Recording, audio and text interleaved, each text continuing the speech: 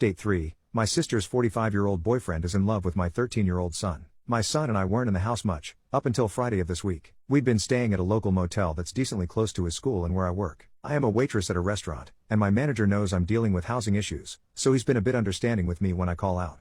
But when you don't work, you don't get paid, and between the taxis, takeouts, and motel costs, my wallet isn't doing so great, but I'm 100% making it work, and I have no regrets.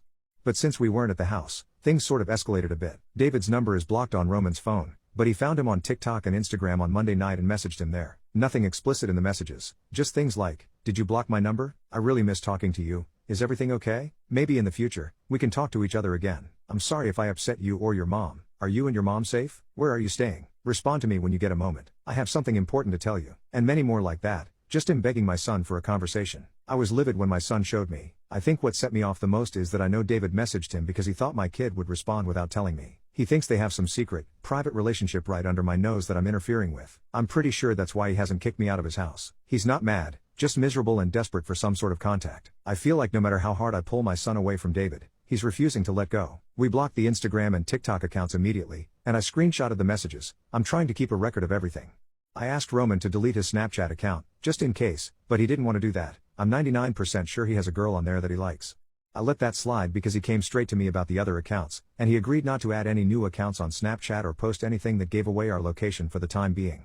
This entire ordeal upset my son. He broke down in tears when he came back from school the next day. That hurt a lot to see. I don't know if I expressed this, but Roman genuinely liked David, and they got along well. Maybe my kid saw him as a father figure, since he was shunned and neglected by my ex-husband. I think I underestimated the mental toll it would take on him from having to cut David off completely, and then block him when he reached out privately.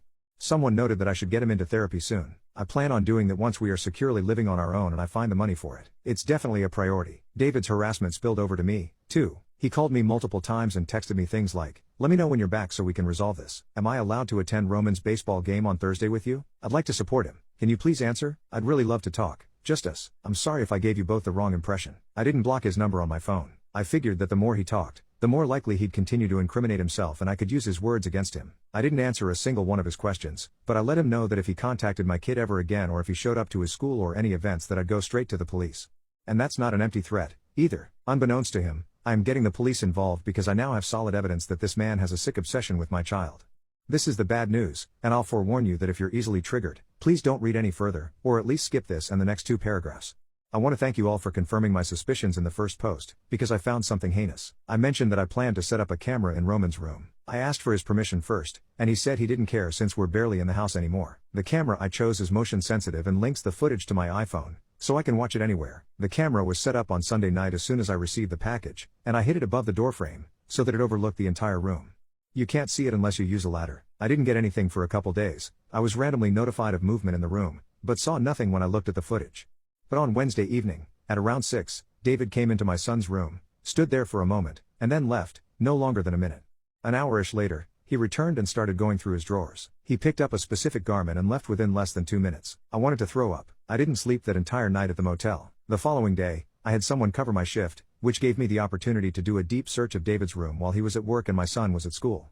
I found the article of clothing inside of his pillowcase, on top of the pillow, right where he would lay his head to rest at night. I was so sick to my stomach that it took me almost 2 hours to confiscate that article of clothing and check it for evidence. I won't elaborate, but you can infer what I mean. I was nauseated the entire time. All I could do was put on gloves, throw it into a Ziploc bag, and shove it into my closet. I didn't want to look at it or even think about it. I still don't. That answers the question of why David was so insistent on doing my kids' laundry. Who knows how long this has been going on. I've been ruminating on the next steps to take. Besides my main priority, going to the police, my other priority is telling my sister Sarah. We are obviously not on the best terms right now. She found out that I confronted her boyfriend last week, and she is livid. How dare I accuse him of grooming my son? Apparently, he's not the same man he was after we left, and returned to his old habits. He was back to going to bars with his friends every evening. His drinking got worse. He had stopped coming home early from work and dragged himself through the door at almost midnight, if he even bothered coming home, that is.